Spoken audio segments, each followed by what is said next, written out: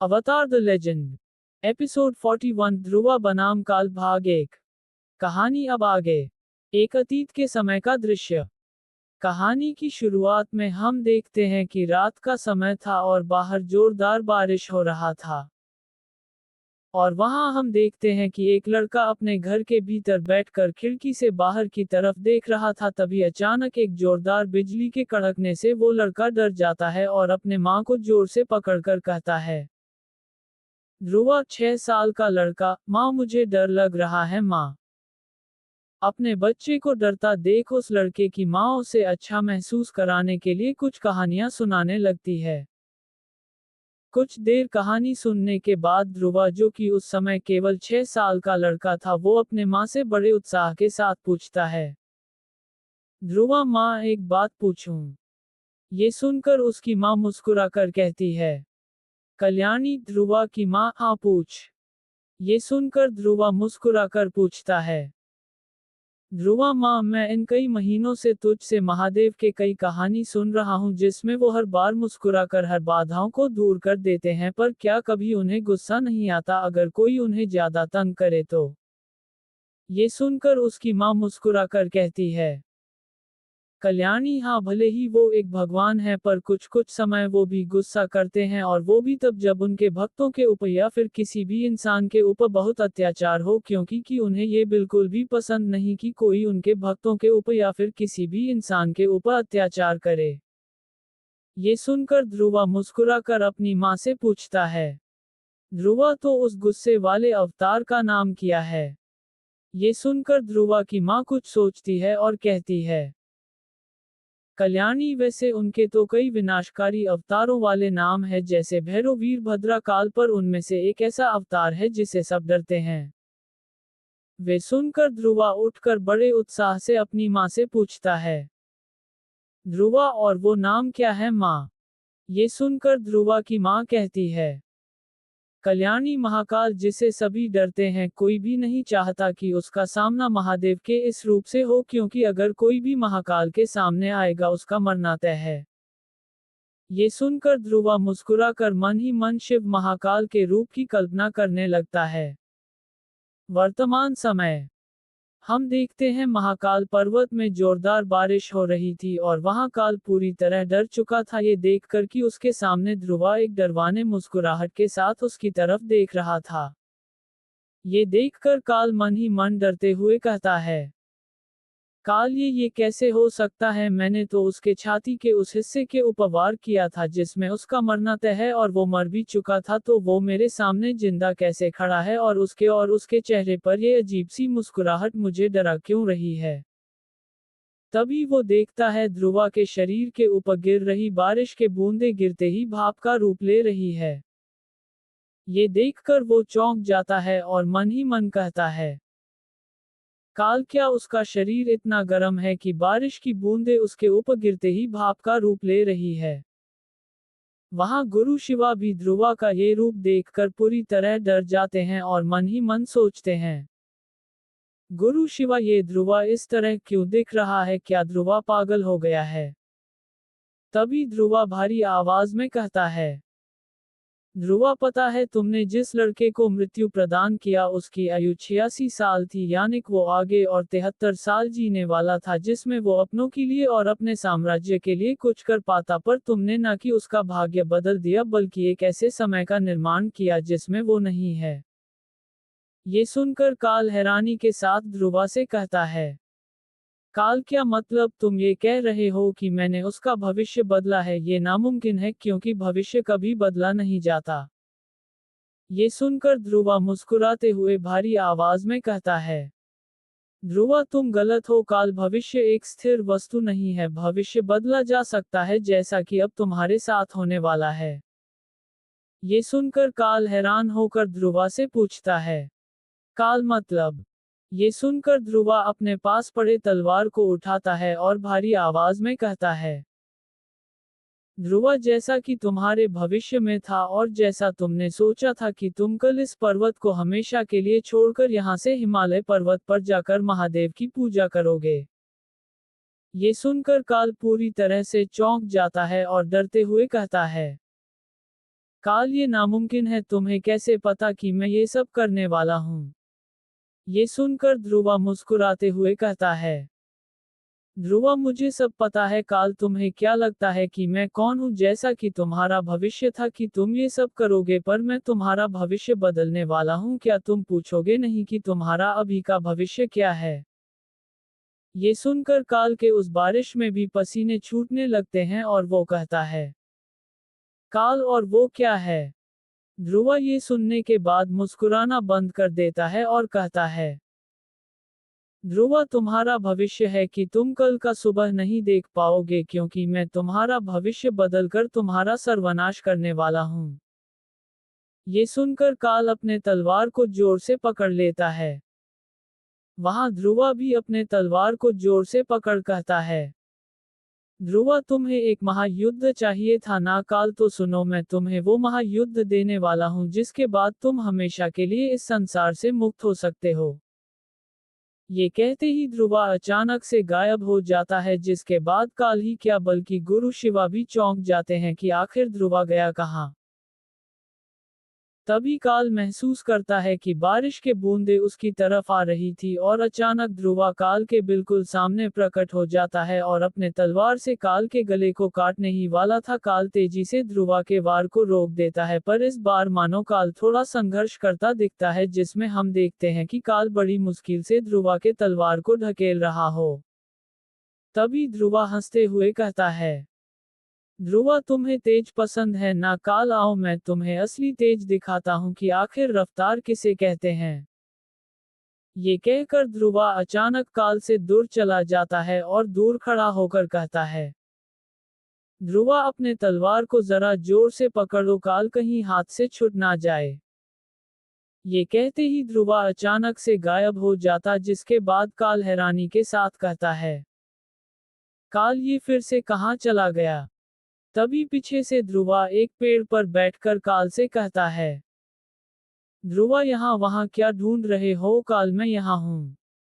तभी काल ये देखकर चौंक जाता है कि ध्रुवा एक पेड़ पर बैठकर उसे देख रहा था।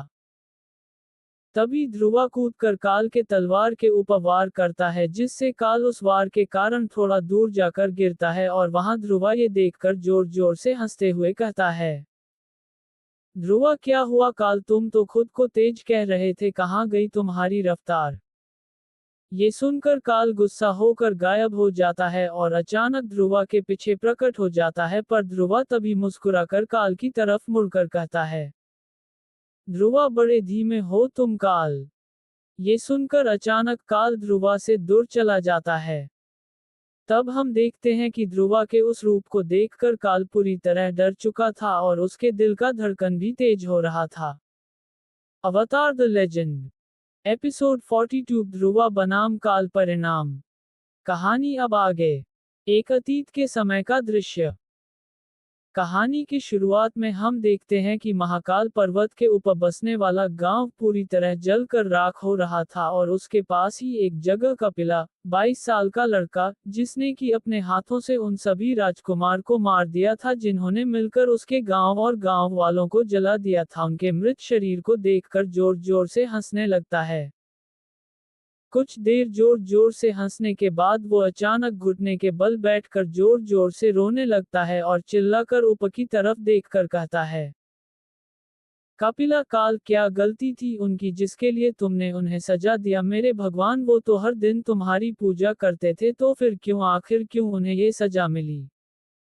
ये कहकर कपिल खड़ा होकर ऊपर आसमान की तरफ देखकर जोर जोर से रोते हुए कहता है, कपिला काल, तू यही चाहता था ना कि मैं एक दानव बनूं? तो देख मुझे, क्योंकि कि मैं अब पूरी तरह से एक दानव बन चुका हूं जिसने इन पापियों का सर्वनाश किया। ये कहकर वो और जोर से रोने लगता है और कहता है, कपिला काल, मैं क्या बनना चाहता था और मैं क्या बन गया? भगवान, अब मेरा जीने का कोई अधिकार नहीं है, मुझे अब मर जाना चाहिए। ये कहकर कपिला काल पास ही एक तलवार को उठाकर अपना गला काटने ही वाला होता है, अचानक उसे दूर से किसी की आवाज सुनाई देता है, रुक जाओ। ये सुनकर वो सामने की तरफ देखता है, जहां सामने से एक एक योगी चलकर उसकी तरफ आ रहे थे। वर्तमान समय।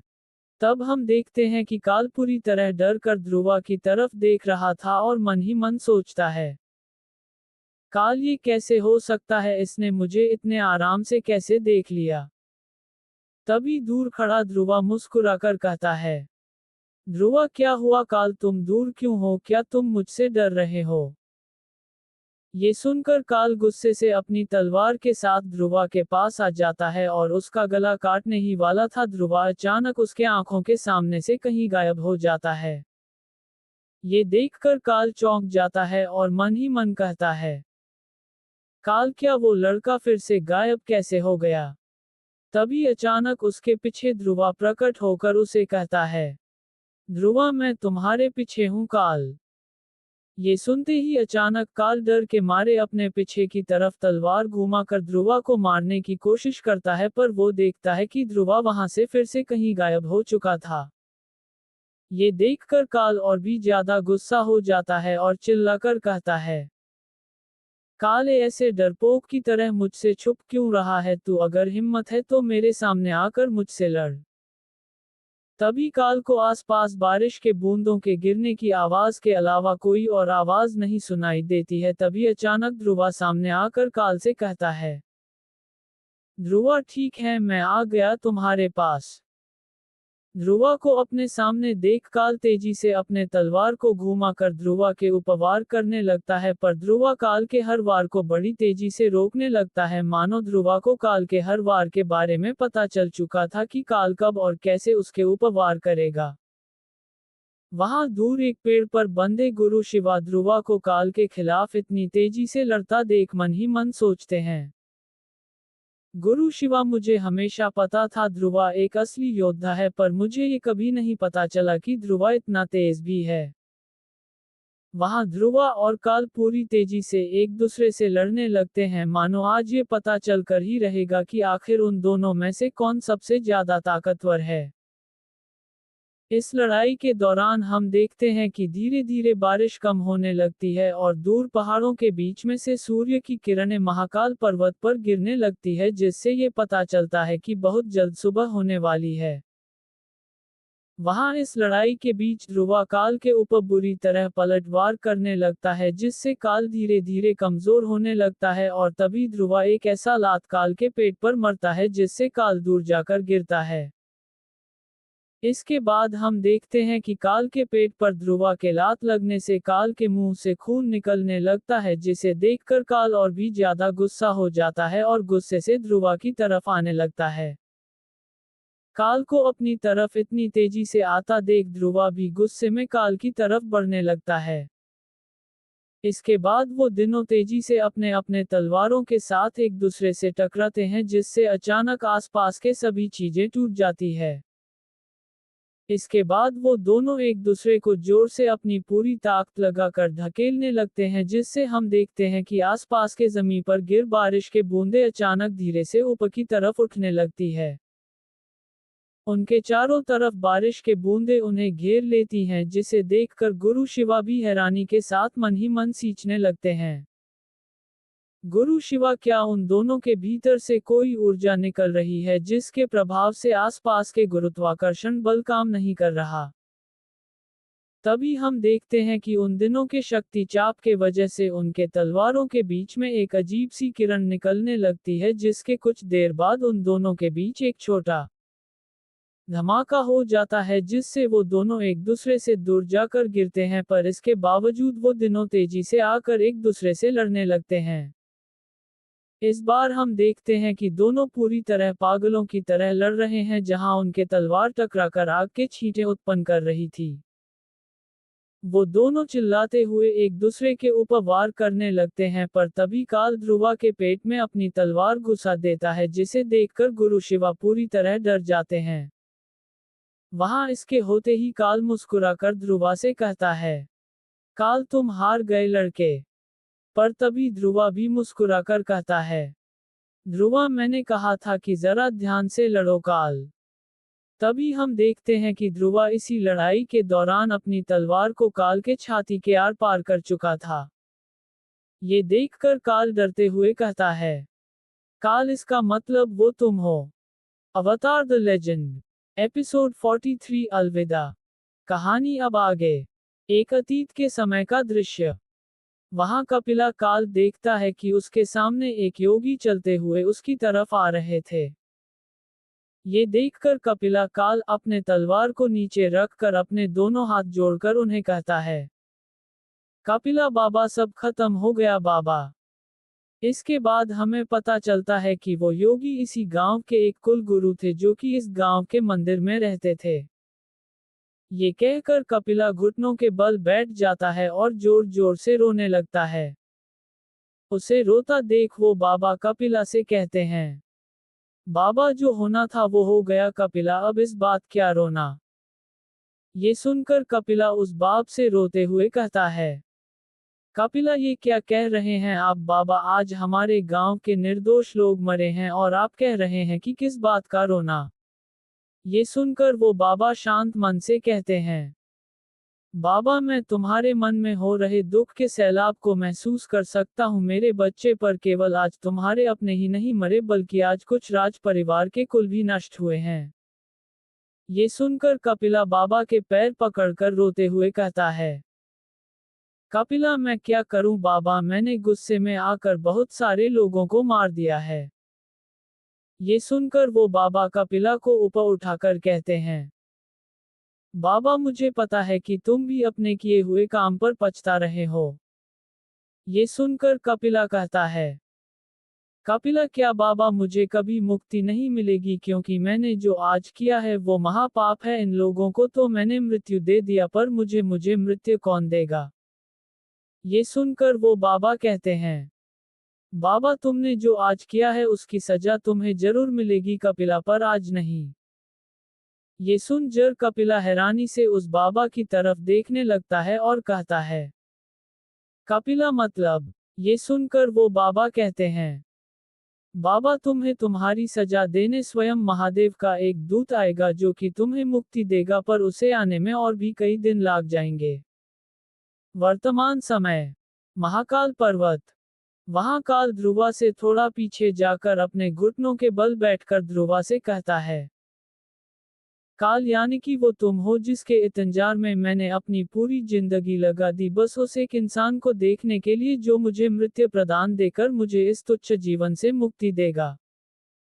ये सुनकर ध्रुवा धीरे से अपने पेट में लगी काल के तलवार को निकालता है और मुस्कुराकर कहता है, ध्रुवा हाँ काल वो मैं ही हूँ जो तुझे आज मुक्ति देने यहाँ आया है। ये सुनकर काल मुस्कुराते हुए ध्रुवा की तरफ देखता है और कहता है, काल पर तुम कौन हो, आखिर तुम में इतनी ताकत आई कैसे कि तुमने मुझे हरा दिया। ये सुनकर ध्रुवा मुस्कुराते हुए कहता है, ध्रुवा मैं कुछ नहीं हूँ काल, तुम्हारे उस आखिरी पाप के वजह से मैं इस शरीर में जाग पाया और तुमसे लड़ पाया। ये सुनकर काल हंसते हुए कहता है, काल तुम शिव नहीं हो, तुम कुछ और हो। ये कहकर काल ध्रुवा की तरफ ध्यान से देखने लगता है और मुस्कुराते हुए कहता है, काल मुझे पता चल गया, तुम मृत्यु हो, तुम काल हो, तुम शिव के तृतीय आंख हो जो कि मुझे दंड देने आया है। ये सुनकर ध्रुवा मुस्कुराकर कहता है, ध्रुवा मेरे कई नाम है काल, पर तुम सत्य कह रहे हो कि मैं मृत्यु हूँ जो तुम्हें मारने खुद यहाँ आया, क्योंकि तुम्हें मारने की शक्ति किसी और में नहीं थी। ये सुनकर काल हंसते हुए कहता है, काल हा हा हा, इसका मतलब मैंने मृत्यु को विवश कर दिया यहाँ आने के लिए। ये सुनकर ध्रुवा मुस्कुराते हुए कहता है, ध्रुवा हाँ काल।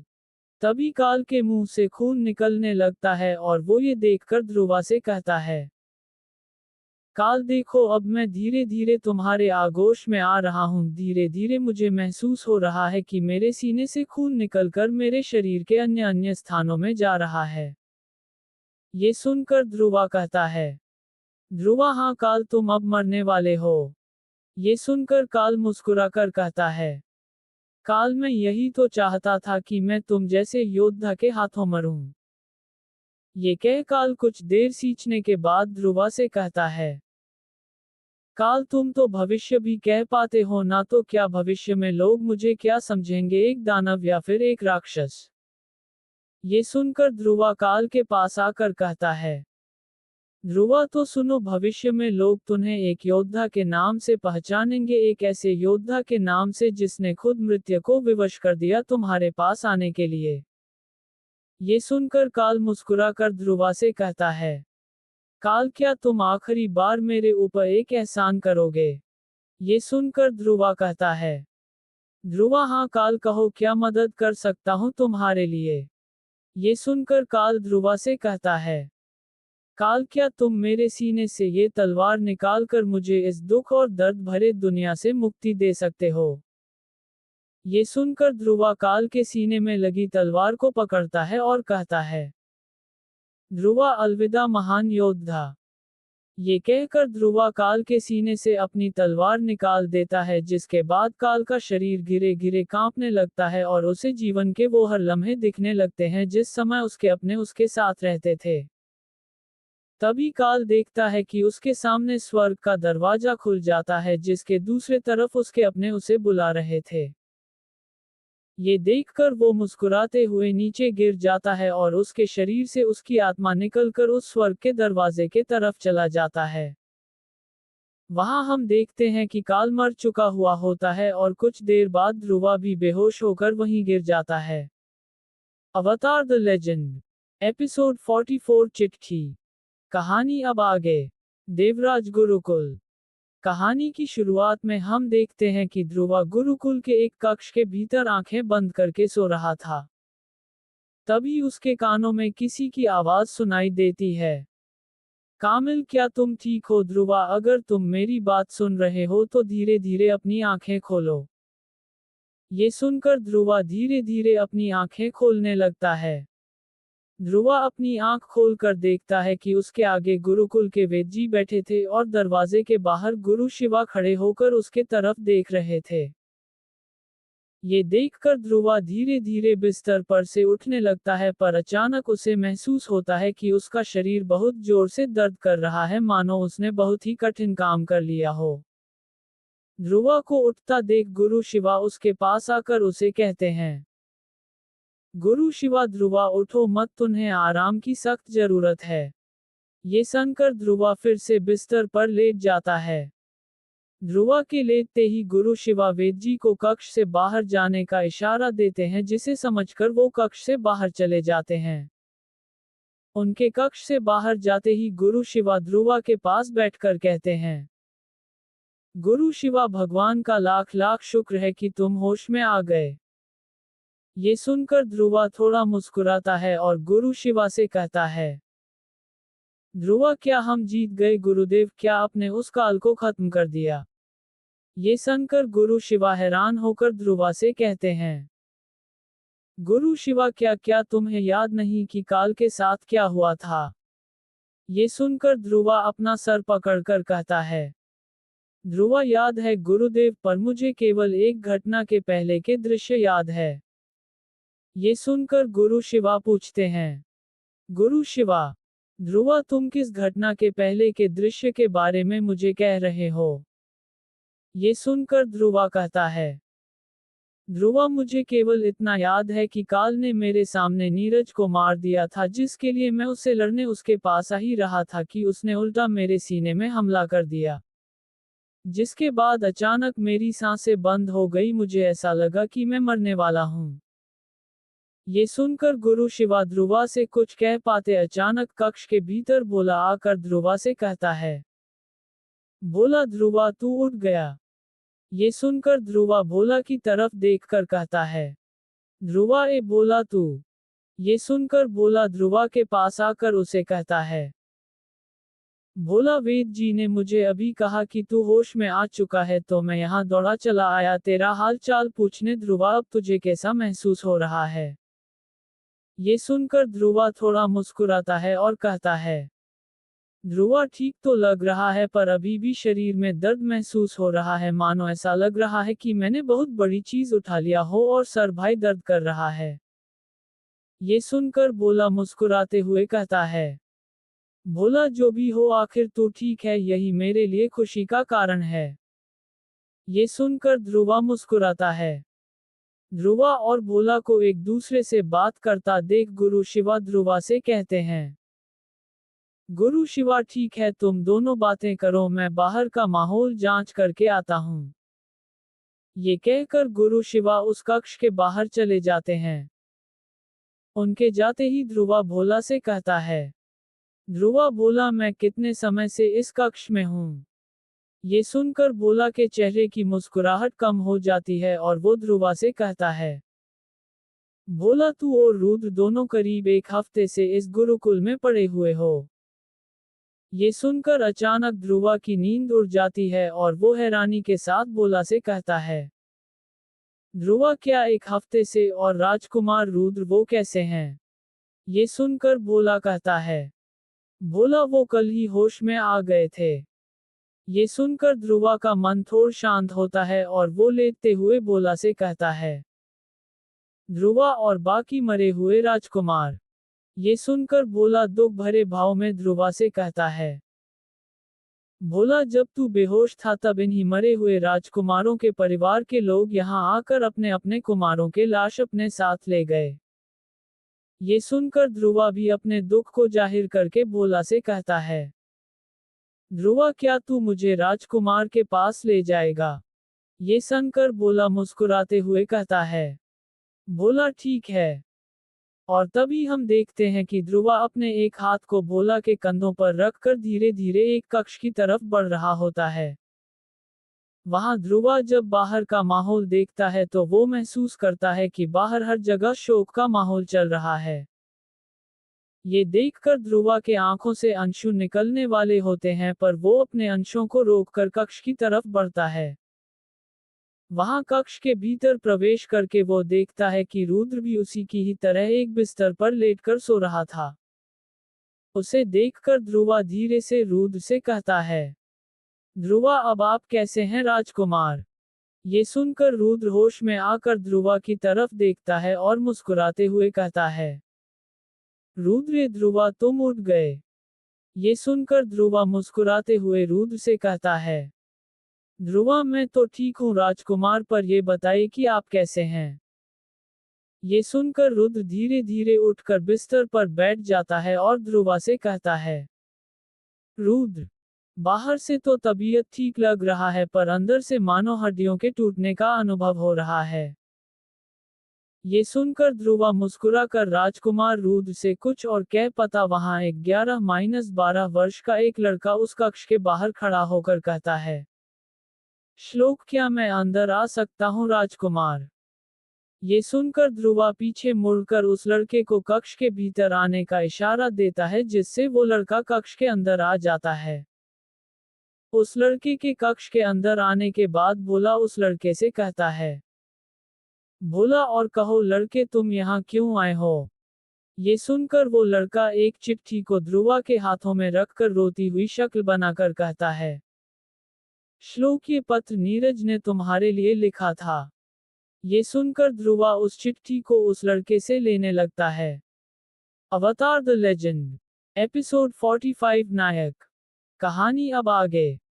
कहानी की शुरुआत में हम देखते हैं कि श्लोक से वो चिट्ठी पाने के बाद ध्रुवा उस चिट्ठी को लेकर कक्ष के बाहर आ जाता है और उस चिट्ठी को पढ़ने लगता है।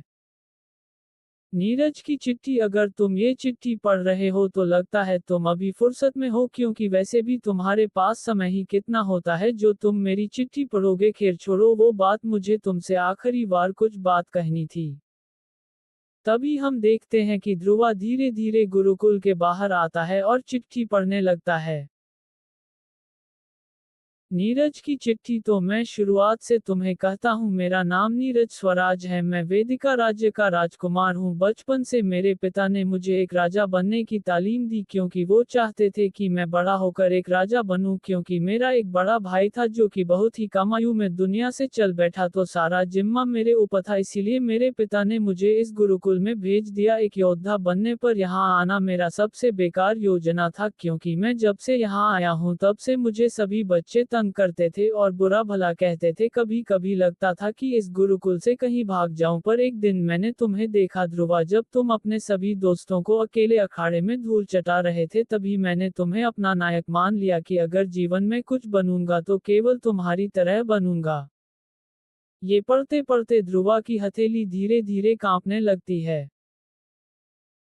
नीरज की चिट्ठी। तभी से मैं हर दिन केवल तुम्हें ही देख देख कर आगे बढ़ा कि तुम किस तरह से चलते हो, तुम किस तरह लड़ते हो। मैंने सब पता किया और इससे मुझे फायदा मिला कि जो बुरे बच्चे मुझे तंग करते थे वो सब मुझसे डरने लगे। कुछ दिन बाद जब तुम एक प्रतियोगिता जीते तब मैंने सोचा कि तुमसे कुछ बातें की जाए, पर मैं तुमसे कभी ठीक से बात नहीं कर पाया क्योंकि तुम्हें समय ही कहा था मुझसे बात करने का। पर एक बात कहूँ कि तुम मेरे लिए एक प्रेरणा थे, इसीलिए मैंने सोचा कि ये चिट्ठी लिखूं कि कभी अगर तुम इस चिट्ठी को पढ़ोगे तो तुम्हें पता चलेगा कि तुम्हारा भी कोई इस गुरुकुल में प्रशंसक था जो कि तुम्हें अपना भाई मानता था। ये पढ़ने के बाद ध्रुवा को वो सभी पल याद आने लगते हैं जिस समय नीरज जिंदा था, तो वो हर दिन उसके पास आकर उससे कुछ बातें करना चाहता था। ये सोचकर ध्रुवा घुटनों के बल बैठकर उन सभी पलों को याद करके जोर जोर से रोने लगता। उसे रोता देख गुरु शिवा उसके पास आकर उसे नीचे से उठाने लगते हैं और उसे कहते हैं, गुरु शिवा ध्रुवा तुम रो क्यों रहे हो, उठो जल्दी उठा। ये सुनकर ध्रुवा रोते हुए गुरु शिवा से कहता है, ध्रुवा मैंने कभी भी उससे ठीक से बात नहीं किया, तब की भी मुझे खुद का भाई मानता था। ये कहकर ध्रुवा गुरु शिवा के कांधे पर अपना सर रखकर फुट फुट कर रोने लगता है। ये देखकर गुरु शिवा ध्रुवा को अपने कक्ष में ले जाते हैं और उसे समझाने के लिए कहते हैं, गुरु शिवा मुझे पता है कि अभी तुम पे क्या बीत रहा है, पर ये भी हम क्या कर सकते हैं। ध्रुवा जो होना था वो हो चुका, अब अतीत को बदला नहीं जा सकता। ये सुनकर ध्रुवा रोते हुए कहता है, ध्रुवा मुझे दुख इस बात पर है कि मैंने कभी उसे ठीक से नहीं समझा कि वो क्या चाहता था, और सबसे बड़ी बात कि मैं उसे उस काल से नहीं बचा पाया। अगर वो काल जिंदा होता तो मैं खुद उसे अपने हाथों से मरूंगा। ये सुनकर गुरु शिवा हैरानी के साथ ध्रुवा को तरफ देखकर मन ही मन सोचने लगते हैं, गुरु शिवा आखिर ध्रुवा को ये कैसे याद नहीं कि उसी ने ही काल को हराया है और उसे मारा है। ये कहकर ध्रुवा उठकर गुरु शिवा से कहता है, ध्रुवा मैंने कभी भी उससे बात नहीं की क्योंकि मुझे लगता था कि वो केवल एक छोटा बच्चा था जिससे बात करना मुझे समय का बर्बादी लगता था। ध्रुवा को इतना बेचैन देखकर गुरु शिवा मन ही मन सोचते हैं, गुरु शिवा लगता है यही सही समय है उसे सच्चाई से सामना कराने का। तभी गुरु शिवा ध्रुवा से कहते, गुरु शिवा एक राज की बात है कहूं तुमसे ध्रुवा। ये सुनकर ध्रुवा हैरानी से गुरु शिवा से कहता है, ध्रुवा राज की बात। ये सुनकर गुरु शिवा कहते हैं, गुरु शिवा क्या तुम्हें पता है कि काल कैसे मारा गया। ये सुनकर ध्रुवा चौंक जाता है और गुरु से पूछता है, ध्रुवा क्या सच में वो मारा गया। मैं सुनकर गुरु शिवा ध्रुवा से कहते हैं, गुरु शिवा हाँ ध्रुवा।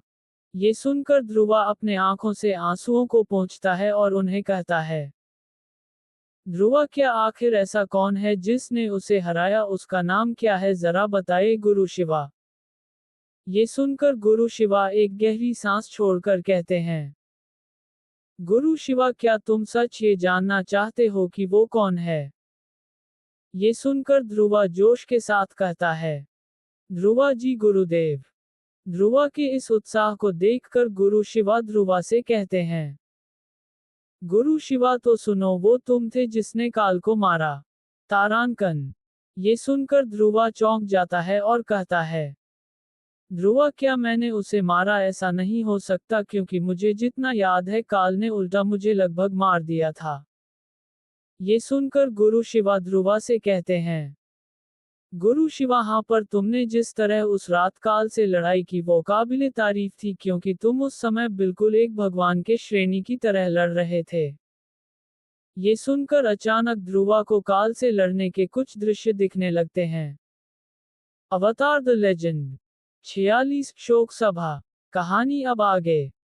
कहानी की शुरुआत में हम देखते हैं कि ध्रुवा को धीरे धीरे वो सभी पल याद आने लगते हैं जिस समय उसने काल से लड़ाई की थी, पर वो सभी यादें धुंधले से दिखने के कारण वो कुछ समझ नहीं पाता और वो गुरु शिवा से कहता है, ध्रुवा जैसा आपने मुझे कहा वैसा तो कुछ याद नहीं आ रहा जिससे ये पता चल पाए कि मैंने ही काल को मारा है। ये सुनकर गुरु शिवा ध्रुवा से कहते हैं, गुरु शिवा, मुझे इस बात पर हैरानी हो रही है कि तुम्हें कैसे याद नहीं कि तुमने काल को मारा है, क्योंकि मुझे पक्का याद है कि जब तुम काल से लड़ रहे थे तब तुम पूरी तरह होश में थे, पर एक बात मुझे डरा रही थी कि तुम उस समय काल से ज्यादा तेज और ताकतवर थे। ये सुनकर ध्रुवा हैरानी से गुरु शिवा से कहता है, ध्रुवा, क्या मैं काल से ज्यादा ताकतवर और तेज था? तभी वो कुछ और बात कर पाते वहां गुरुकुल के सामने एक रथ आकर रुकता है, जहां से एक सैनिक उतरकर गुरु शिवा के पास आता है और उन्हें कहता है, सैनिक, कृपया करके राजकुमार सूर्या शंकर को ये बता दीजिए कि उनका रथ बाहर उनका अपेक्षा कर रहा है, उन्हें शिकारा राज्य ले जाने के लिए। ये सुनकर गुरु शिवा उस सैनिक से कहते हैं, गुरु शिवा, ठीक है, आप यहीं रुकिए, मैं उसे कह देता हूँ। ये कहकर गुरु शिवा गुरुकुल के अंदर चले जाते हैं। ये देखकर ध्रुवा मन ही मन सोचता है, ध्रुवा, इसका मतलब वो समय आ चुका है जब मुझे यहाँ से जाना होगा। ये सोचकर ध्रुवा मन ही मन उदास होकर वहां से गुरुकुल के अंदर चला जाता है।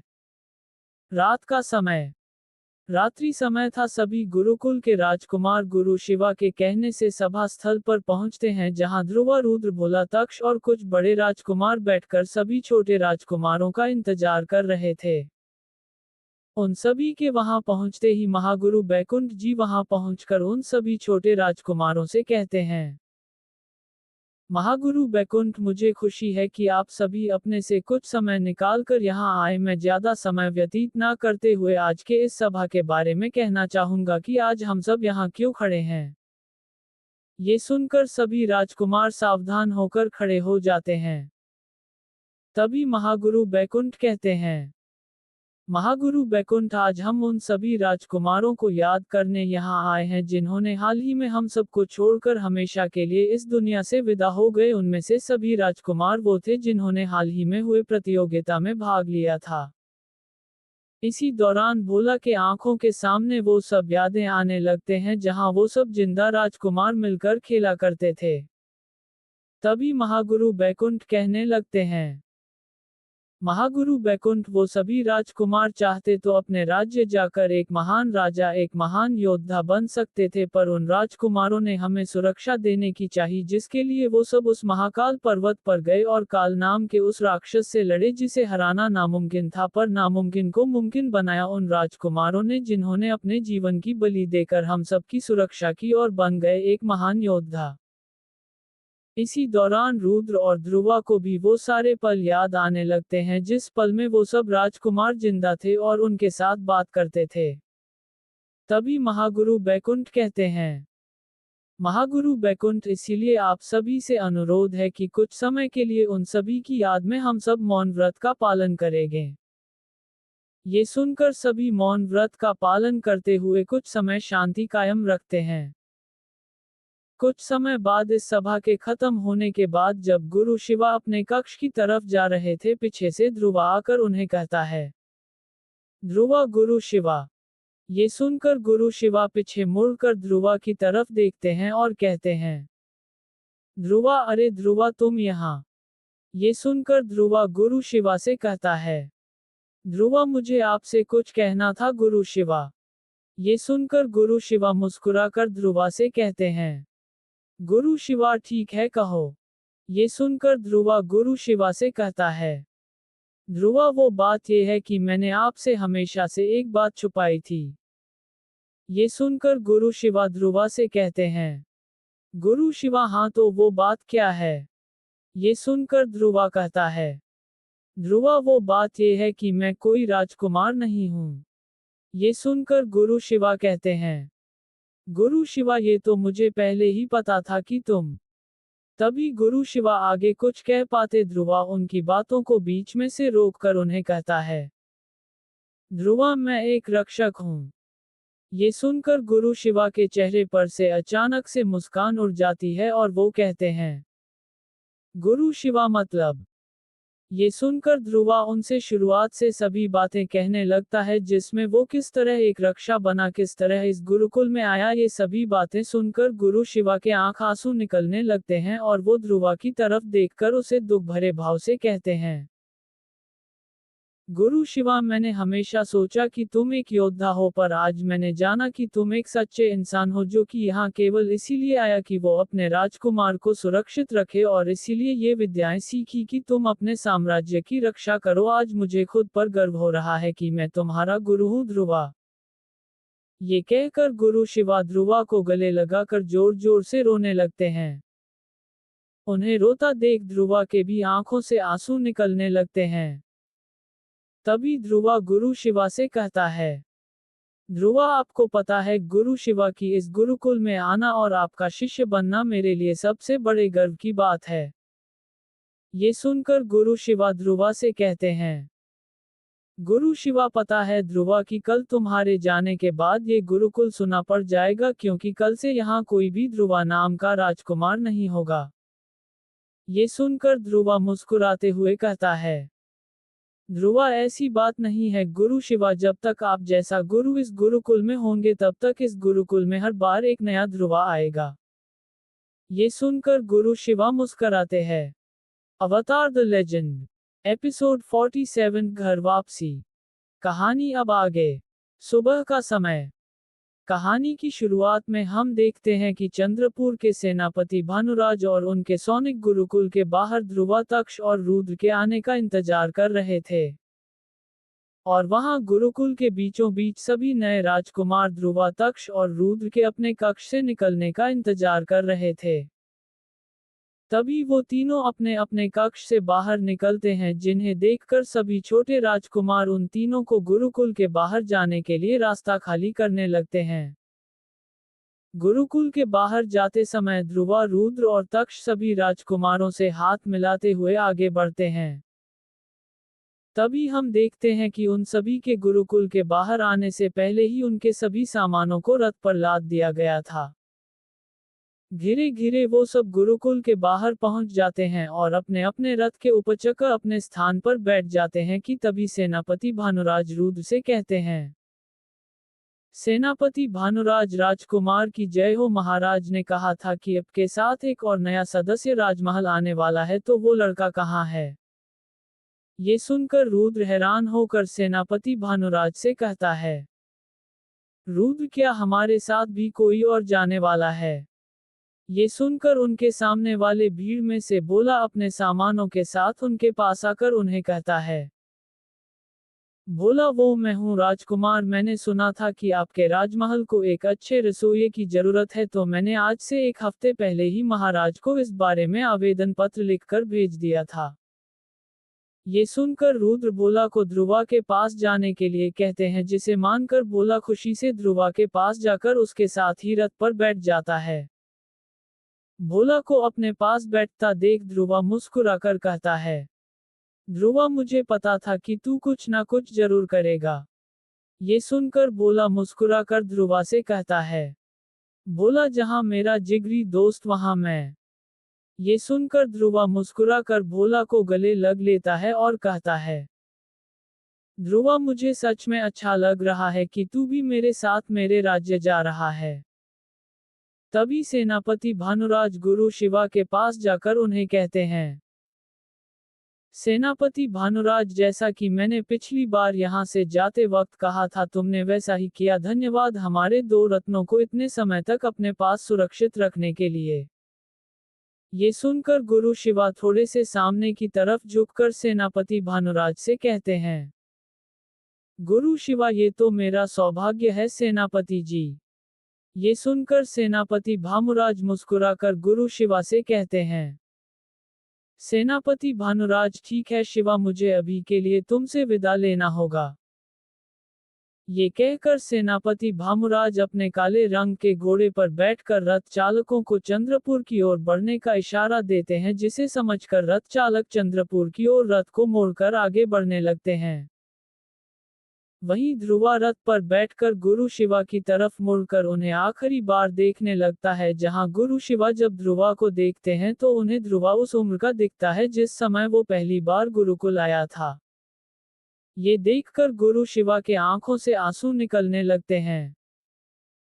वहीं ध्रुवा इसके बाद गुरुकुल के सामने वाले उस पेड़ को देखने लगता है जहां वो पहली बार छुपकर गुरुकुल से शिक्षा ले रहा था। ये याद करके ध्रुवा के आंखों से भी आंसू निकलने लगते हैं। ये सब याद करके ध्रुवा मन ही मन कहता है, ध्रुवा बीते हुए समय कभी भी वापस नहीं आते। इसके बाद हम देखते हैं कि वो सब धीरे धीरे चंद्रपुर की ओर रवाना होते हैं। सूरंक राज्य। वहां सूरंक राज्य में रानी लीला और राजा क्षेत्र दोनों बैठकर सुबह सुबह नाश्ता कर रहे थे। तभी रानी लीला राजा क्षेत्र से कहती हैं, रानी राजा जी, मुझे आपसे कुछ कहना था। ये सुनकर राजा क्षेत्र खाते हुए पराठे को थाली में रखकर रानी लीला से मुस्कुराकर कहते हैं, राजा क्षेत्र, कहिए रानी, क्या कहना आपको। ये सुनकर रानी लीला मुस्कुराकर उन्हें कहती हैं, रानी लीला, वो मैं क्या कह रही थी कि हमारे पास वाले राजपूत साम्राज्य के महाराज राजविंद्र राजपूत का एक सुंदर सा पुत्र है तो क्या। तभी राजा क्षेत्र अपने थाली में रखे हुए पराठे को उठाकर खाने लगते हैं और कहते हैं, राजा क्षेत्र, अभी के लिए वो बातें हमसे ना ही करें रानी जी, क्योंकि हमारा अभी के लिए कोई भी योजना नहीं है। नंदिनी के शादी के लिए पहले वो बड़ी तो हो जाए, तब सोचेंगे उसकी शादी के बारे में। ये सुनकर रानी लीला की बोलती बंद हो जाती है और वो मुंह फुलाकर नाश्ता करने लगती हैं। वहां नंदिनी अपने कमरे में किसी के चेहरे का चित्र बन रही थी, जिसके मुंह पर मनो कोई कपड़ा बंधा हुआ था और उस चित्र में दिख रहा नौजवान का केवल 2 आंख ही दिख रहा था। ये चित्र देखकर उनकी दासी मीन मुस्कुराकर उन्हें कहती है, मीना राजकुमारी नंदिनी, आखिर आप कब तक उसके इंतजार में ऐसे करती रहेंगी। मैं तो कहती हूँ कि आप उसे भूल जाएं और उस चीज से आगे बढ़ें। ये सुनकर राजकुमारी नंदिनी अपने चेहरे पर एक प्यारी सी मुस्कान देकर मीना से कहती हैं, नंदिनी, ऐसा तो कभी भी नहीं होगा मीना, क्योंकि वो कोई चीज नहीं है।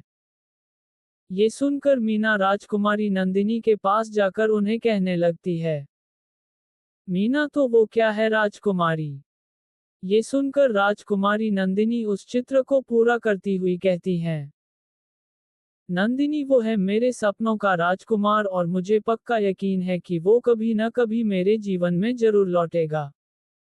ये कहकर वो मुस्कुराती हुई राजमहल के छत पर जाने लगती हैं। वहां हम देखते हैं सभी राजकुमार धीरे धीरे कर चंद्रपुर साम्राज्य की ओर जाने लगते हैं। पर तभी एक और दृश्य दिखता है कि चंद्रपुर से बहुत दूर एक सेना चंद्रपुर की ओर तेजा से बढ़ रही थी।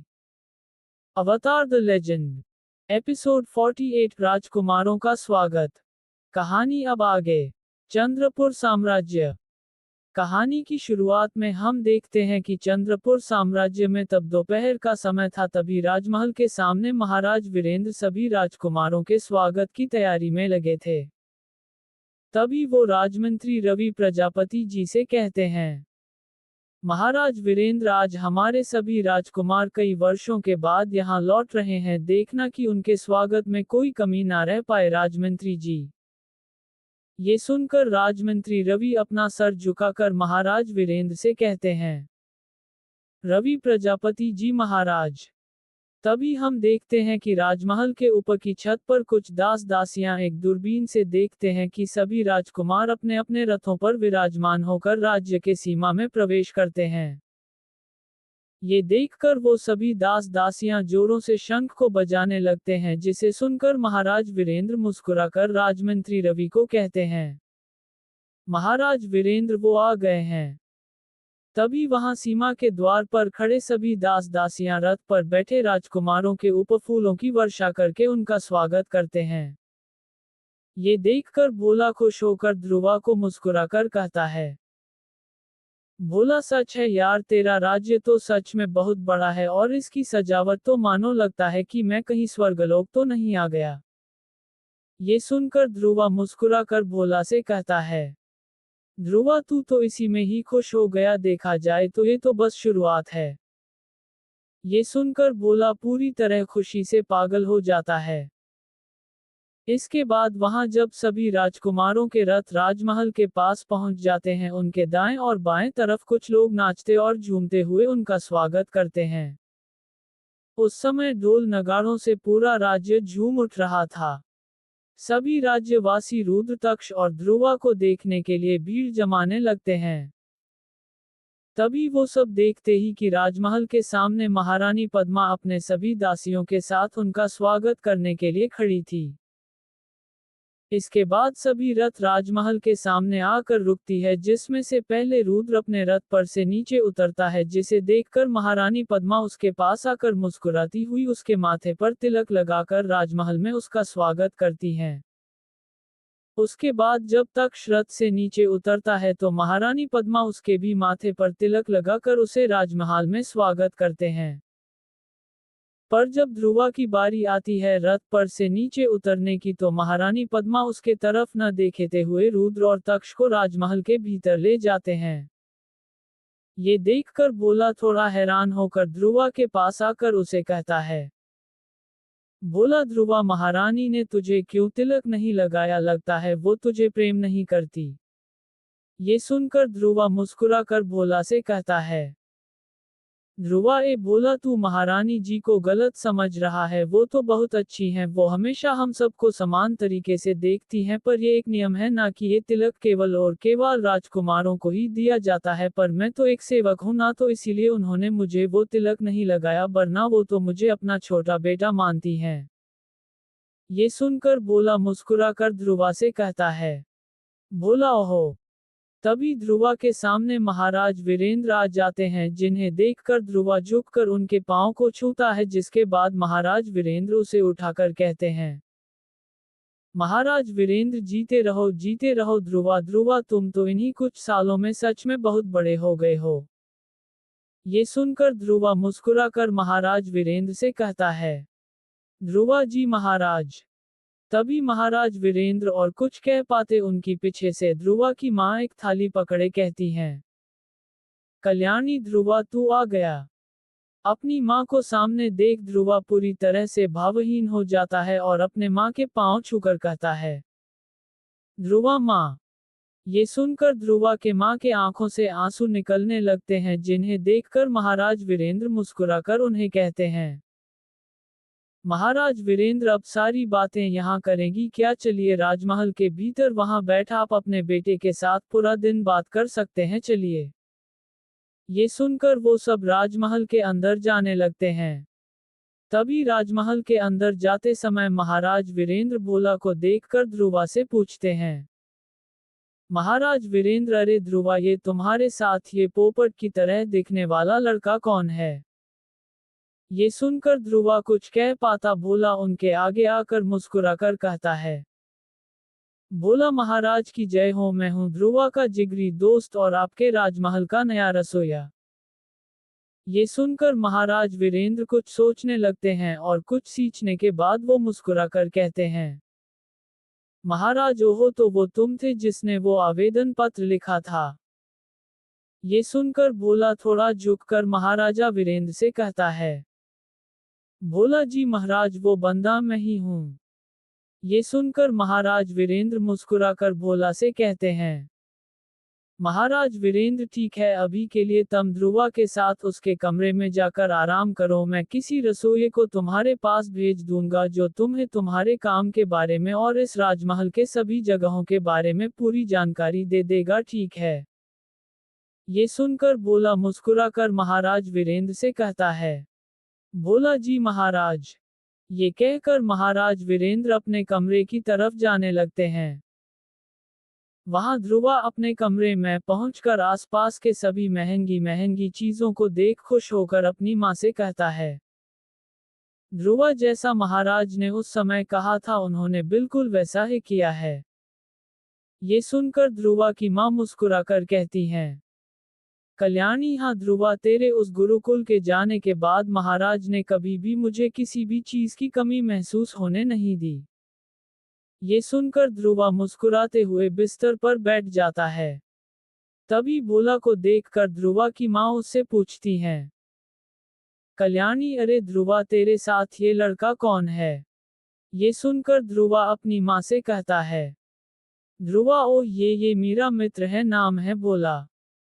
तभी हम देखते हैं कि भोला बड़े ध्यान से खिड़की के जरिए आसमान की तरफ देख रहा था। ये देखकर ध्रुवा भोला के पास जाकर उसे कहता है, ध्रुवा ए बोला, तू ऐसे खिड़की से ऊपर आसमान की तरफ क्या देख रहा है? ये सुनकर भोला चिंतित दिखते हुई ध्रुवा से कहता है। भोला, बिन बारिश के समय में ऐसे काले बादल का इस राजमहल के ऊपर मंडराना कोई संकट का आने की सूचना देती है। ये सुनकर ध्रुवा भोला से कहता है। ध्रुवा ए भोला, तू यहाँ भी शुरू हो गया। ये सुनकर भोला कहता है। भोला, अरे नहीं यार, मैं सच कह रहा हूँ, क्योंकि इन बादलों को मैंने पहले भी एक बार कहीं देखा था। ये सुनकर ध्रुवा कहता है। ध्रुवा, और वो तूने कब देखा था? ये सुनकर भोला डरते हुए ध्रुवा से कहता है। भोला, तब जब हम महाकाल पर्वत की ओर जा रहे थे। ये सुनकर ध्रुवा भी थोड़ा डर जाता है। एक दृश्य। तभी हम देखते हैं कि चंद्रपुर राज्य से कुछ दूर एक बड़ी सी सेना उनके राज्य के तरफ तेजी से बढ़ रही थी और उनके सामने खड़ा राजा अपने हाथ पर एक त्रिशूल लिए अपने सेना को और भी ज्यादा तेजी से आगे बढ़ने का आदेश देता है।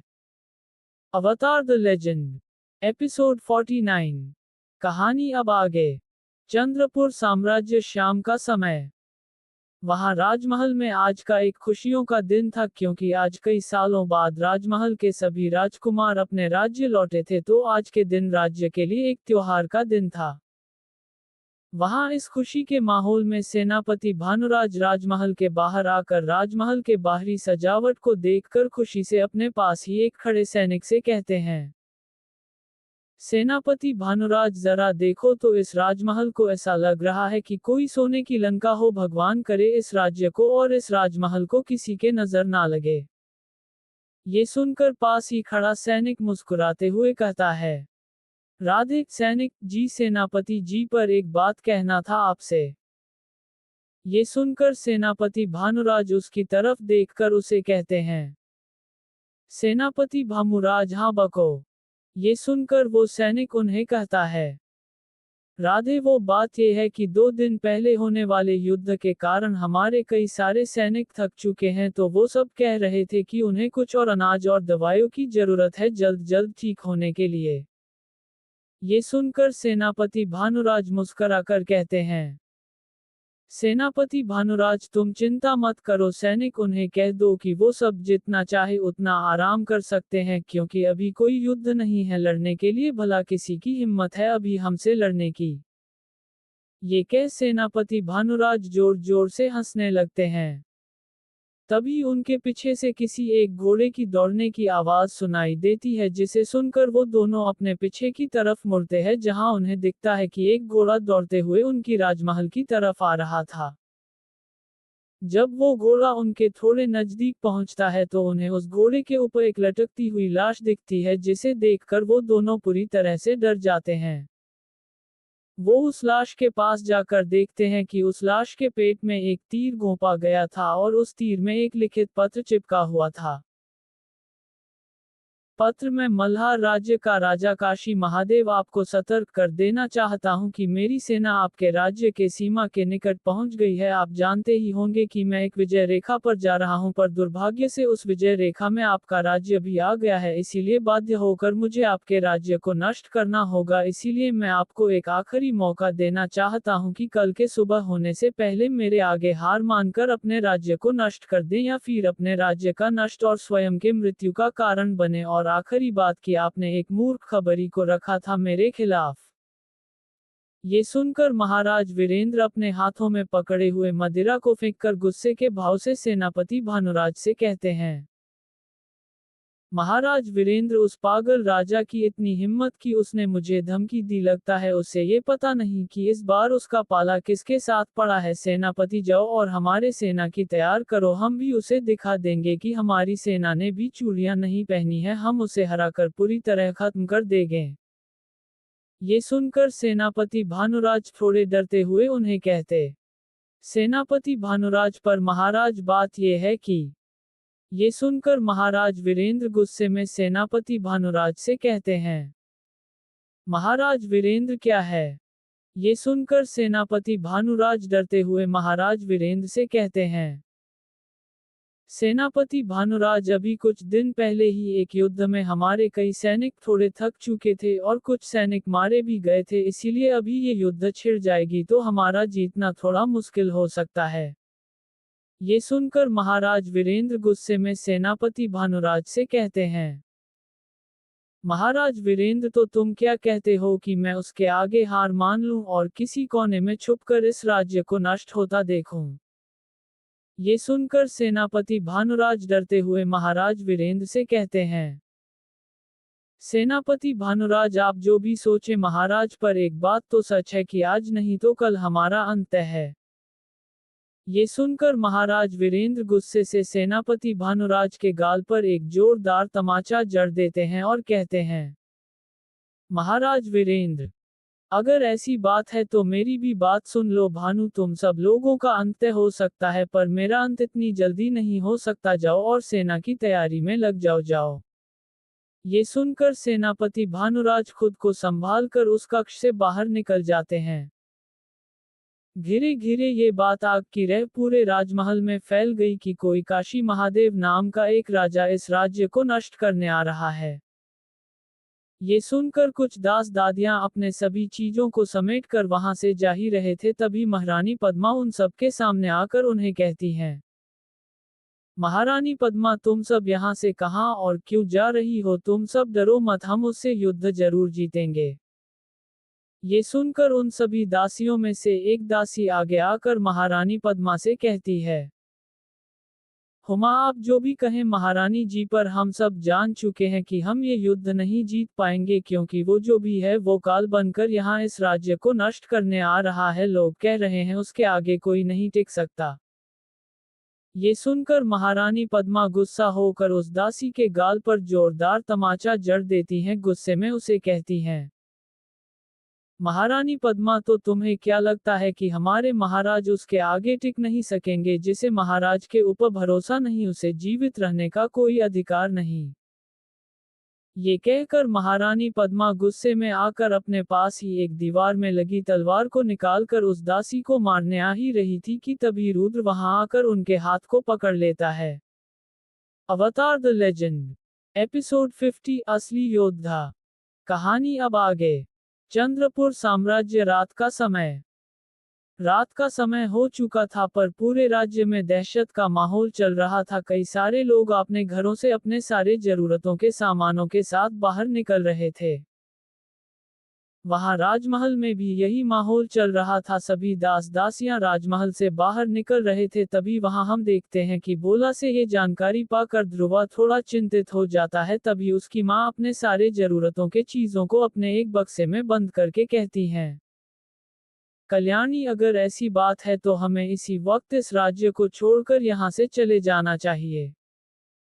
ये सुनकर ध्रुवा थोड़ा नाराज होकर अपने माँ से कहता है, ध्रुवा माँ, तू चिंता मत कर, महाराज उस संकी राजा को जरूर हरा देंगे, और वैसे भी इस राज्य ने हमें बहुत कुछ दिया है और तू कह रही है कि हम इस राज्य को छोड़कर चले जाएं। नहीं माँ, नहीं, हम कहीं नहीं जा रहे। वहां महारानी पद्मा अपने पास के दीवार पर लगी एक तलवार को वहां से निकालकर अपने सामने वाली दासी के पेट में वो तलवार घुसाने ही वाली होती है कि तभी रुद्र आकर उनका हाथ पकड़ा लेता और चिल्लाते हुए उन्हें कहता है, रुद्र, रुक जा माँ, तू क्या पागल हो गई है? ये सुनकर महारानी पद्मा अपने उस तलवार को नीचे गिरा देती हैं। तभी रुद्र गुस्से में इन सभी दासियों से कहता है, रुद्र, तुम सब यहाँ से चले जाओ। ये सुनते ही वो सभी दासियां वहां से डर के मारे भागने लगती हैं। तभी महारानी पद्मा राजकुमार रुद्र से कहती हैं, महारानी पद्मा, रुद्र मेरे पुत्र, आप यहाँ क्या कर रहे हैं? आपको अभी रात के इस समय में अपने कक्ष में होना चाहिए था। ये सुनकर राजकुमार रुद्र थोड़े नाराजगी से महारानी पद्मा से कहता है, रुद्र, ये आप क्या कह रही है माँ? मुझे अभी अभी खबर मिली है कि कोई संकी पागल राजा हमारे राज्य पर हमला करने वाला है और आप कह रहे हैं कि मैं अपने कमरे में जाकर आराम करूं। ये सुनकर महारानी पद्मा शांति भरे भाव में राजकुमार रुद्र से कहती हैं, महारानी पद्मा, वो बात नहीं है पुत्र, और वैसे भी तुम्हें इसके लिए चिंतित होने की कोई जरूरत नहीं है। तुम्हारे पिताश्री सब संभाल लेंगे। ये सुनकर राजकुमार रुद्र थोड़े चिढ़ते हुए अपने माँ से कहते हैं, रुद्र ठीक है, वो बात छोड़िए, आप मेरे साथ चलिए, मैं आपको आपके कमरे में छोड़ देता हूँ, चलिए मेरे साथ। ये कहकर राजकुमार रुद्र अपने माँ को अपने कमरे में छोड़कर सीधे अपने पिता के कक्ष की तरफ जाने लगते हैं। वहां हम देखते हैं कि महाराज वीरेंद्र अपने कक्ष में कुछ लोगों के साथ युद्ध रणनीति के बारे में बात कर ही रहे थे कि तभी कक्ष के भीतर राजकुमार रुद्र आकर गुस्से में कहता है, रुद्र ये मैं क्या सुन रहा हूँ, पिताश्री की कोई सनकी। तभी महाराज वीरेंद्र रुद्र के बातों को बीच में ही रोककर गुस्से के भाव से रुद्र को चिल्लाते हुए कहते हैं, महाराज वीरेंद्र वहीं रुक जाओ रुद्र। ये सुनकर उस कक्ष पर मौजूद सभी लोग राजकुमार रुद्र की तरफ देखने लगते हैं और अपने पिता के इस तरीके से व्यवहार को देखकर रुद्र चौंक जाता है और कहता है, रुद्र क्या? ये सुनकर महाराज वीरेंद्र गुस्से में कहते हैं, महाराज वीरेंद्र ये क्या है, क्या तुम्हारे उस गुरुकुल में तुम्हें इतनी भी शिक्षा नहीं दी गई है कि जब भी तुम किसी राजा या फिर किसी बड़ों के कक्ष में जाओ तो पहले उनसे कक्ष के भीतर आने की अनुमति मांगी जाती है। ये सुनकर राजकुमार रुद्र थोड़े क्रोध के भाव से अपने सिर को झुकाते हुए कक्ष के बाहर जाते हैं और बाहर खड़े होकर कहते हैं, रुद्र क्या मैं अंदर आ सकता हूँ पिताश्री? ये सुनकर महाराज वीरेंद्र शांति भरे अंदाज में राजकुमार रुद्र से कहते हैं, महाराज वीरेंद्र हाँ तुम अंदर आ सकते हो पुत्र। यूं सुनकर रुद्र कक्ष के अंदर प्रवेश करता है और महाराज वीरेंद्र से कहता है, रुद्र पिताश्री क्या ये सच है कि कोई सनकी राजा हमारे ऊपर कल सुबह ही हमला करने वाला है? ये सुनकर महाराज वीरेंद्र राजकुमार रुद्र से कहते हैं, महाराज वीरेंद्र हाँ ये सच है। ये सुनकर राजकुमार रुद्र महाराज वीरेंद्र को कहते हैं, रुद्र अगर ये सच है तो मैं ये कह रहा था कि कल के युद्ध में मैं भी आपके साथ उस युद्ध में भाग लूंगा। ये सुनकर वहां मौजूद सभी लोग एक दूसरे से बातें करने लगते हैं। तभी महाराज वीरेंद्र कहते हैं, महाराज वीरेंद्र ये तो हरगिज नहीं हो सकता, कल के युद्ध के दौरान तुम यहीं इस राजमहल में अपने माँ के पास रहोगे, ठीक है?